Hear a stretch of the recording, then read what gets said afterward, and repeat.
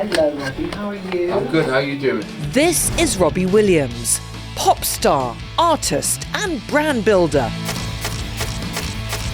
With more UK #1 albums than the Beatles, Robbie is one of Britain's most successful artists.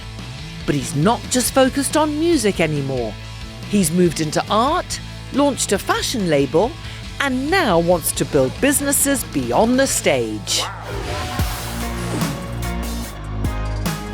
Here in London's Soho, we discuss career challenges. It was the perfect storm to head to mental illness. Triumph. I'll take it and I'll grab it with both hands. And why he's still pushing for more. The ambition is still there. The drive is still there. I want to create big businesses. CNBC Meets, Robbie Williams.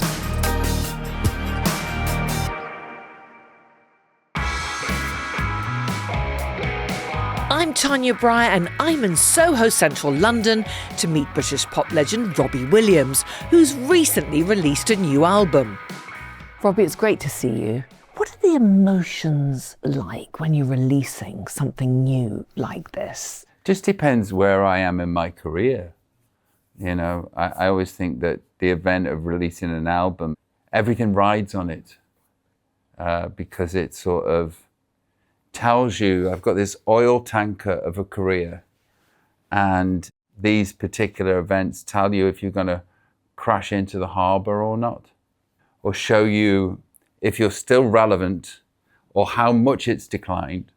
I feel as though I've completed music, still enjoy writing songs, but I've got so many creative ideas and wants and desires that it's not the only finger in the pie. But it's also the calling card to let people know that you still exist. It's the calling card to go, here I am, I've got this thing. I'm also doing these other things. I want you to have a look at all these other things, and I hope you enjoy them too. Britpop was Robbie's 16th UK #1 album, making him the artist with the most #1 albums in UK history, surpassing the Beatles. I feel as though there's been a glitch in the matrix with the whole of my success. From Take That to solo success. It's felt like I've stolen somebody else's spot. But I'll take it, I'll take it and I'll grab it with both hands. At just 16, Robbie joined boy band Take That. 2 years later, their cover of Could It Be Magic with Robbie on lead vocals became their first UK top 5 hit, turning them into a national phenomenon.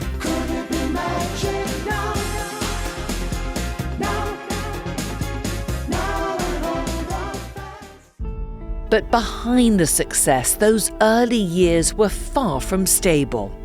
It was kind of a perfect storm, the perfect storm to head to mental illness. And what was happening at home, what was happening outside home in my local area, what was happening with me and my trainee alcoholism and addictions, what was happening in the band, what was happening with the band's management, what was happening in the sort of Lord of the Flies energy of the band. Don't get me wrong, we loved each other, but there was Lord of the Flies stuff.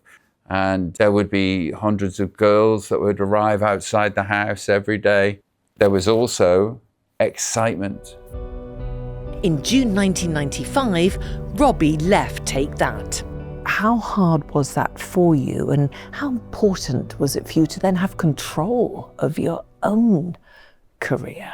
I was so out of control by then. Fully blown alcoholic, fully blown addict. And how it went was, I went into rehearsals as normal for this tour. Looking back now, what should have happened was, should have come in and gone, you're going rehab, we'll get on with this tour, get yourself well. But we didn't know any of that stuff back then. And nobody would have recognized what an alcoholic or an addict looks like. And, people would have just thought, he's enjoying himself. And then what happened, I went into rehearsals one day and I just drank a bottle of vodka the night before and I was in a bad way and I wasn't learning any of the dance routines. And then at lunch, Jay sat down with the boys. Robbie, we've been having to think, we want to try and do this as a 4-piece.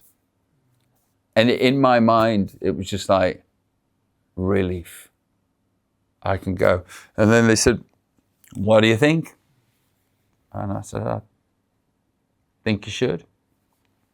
And then there was a bunch of vegetables that the lads were juicing, and there was a watermelon. And I stood up and I said, can I take this? And I took my watermelon and left. Robbie went on to build a solo career, defined by hits like 1998's Let Me Entertain You, cementing his status as a global showman.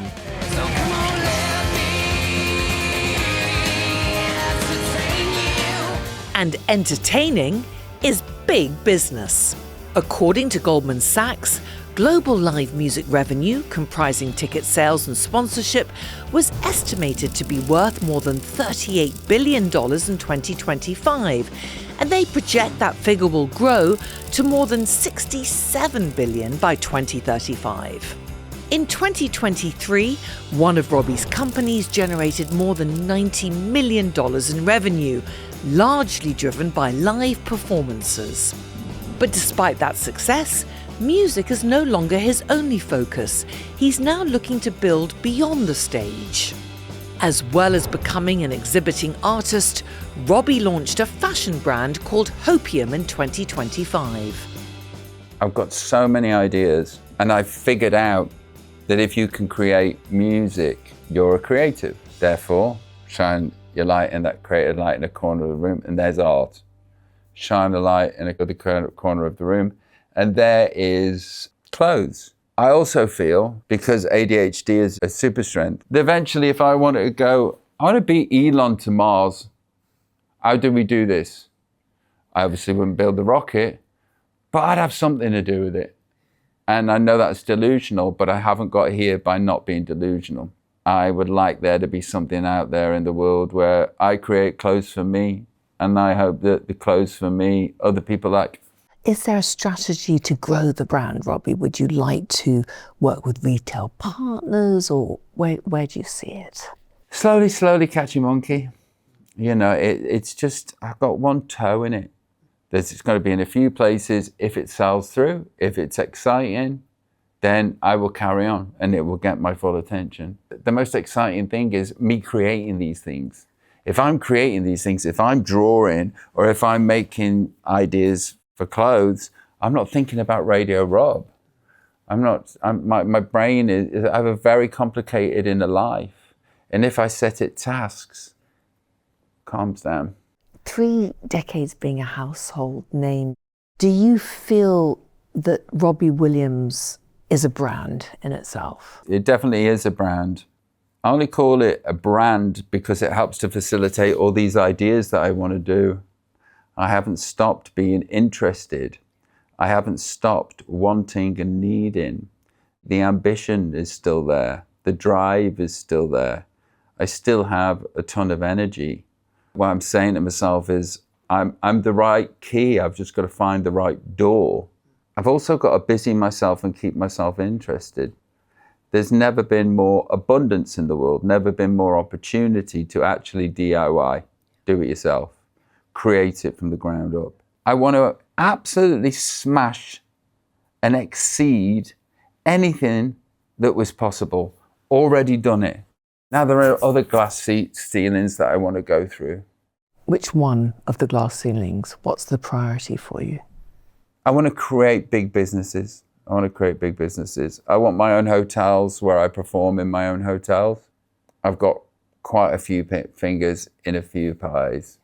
I'm watching my American counterparts do this with ease, owning small towns and then extending on the towns. And I want to design hotels and create the interiors and exteriors. So I've got all of these ideas flowing out of me, and we've not been able to execute one of them yet, apart from me singing live and music. In 2025 single Human, Robbie explores the rise of artificial intelligence and what it could mean for humankind. They'll need some people to dust down the machine. What's your take on it? And how do you think it impacts creativity within your industry? In the early noughties, maybe late 90s, the music industry as we knew it was over. We were kings, and then pretty soon after that, we weren't. And everything disintegrated. And it's disintegrated still. The horse had bolted. It had left the stable. There's nothing we could do about it. Then Spotify arrived and all the streamers and all the download for free and all of that, and recording money runs out of the record industry. Now what we have is AI has arrived. The horse has yet again bolted. We've seen this. A guy I know 18 months ago came round with this program that wasn't out there, put a few prompts in, Robbie Williams, da-da-da, pressed a button. And a hit came out with my voice. And I was just like, it's over. And then, you know, because I write a lot of songs for my albums. And I'm finding that I can't find that gold-plated, what you would call hit. No arguments, evergreen, let's go. This goes out, moves the needle, everyone's happy. Can't find them. And if you do, you might find one or two as you write 80 songs. Press this button on this machine now and it just does it. It's over. Would you use it? I have used it for my writing. I write a lot for my Instagram. And I write the thing first, and then I throw the thing into AI. It now knows who I am, talks to me as Rob, you know, and it talks in my voice. And I've thrown so much stuff at it now. It knows me back to front. So what I will do is, like I've written a piece for my Instagram for tomorrow, I will, you know, like I'll just need an end. I don't know how to wrap this up. Boom, end. I'll take that bit, I'll take that bit. Oh, that's good. And then I'll rewrite it myself. So I would say that the things I'm writing on Instagram, I can't spell. My grammar's terrible. They sort that out. Do you feel a pressure or responsibility with making content every day and talking to your fans? No, I see it as I'm an entertainer, and my Instagram is my TV channel. It's like, this is where I go to be creative and entertain. And why wouldn't I? I find no pressure. And I also find that how it actually feels in some crazy mixed up world is that I'm sharing with friends. And I'm genuinely interested to know their thoughts. I've ADHD. I can only do things I'm interested in. And with Instagram in particular, I'm mega interested. Robbie, you've achieved so much success over the years. Can you highlight one of your proudest moments within that time? It's all about next. Yeah. It's all about the next one. It's all about getting, achieving, being. It's why I don't have any awards up in my house or anything that tells you I'm me.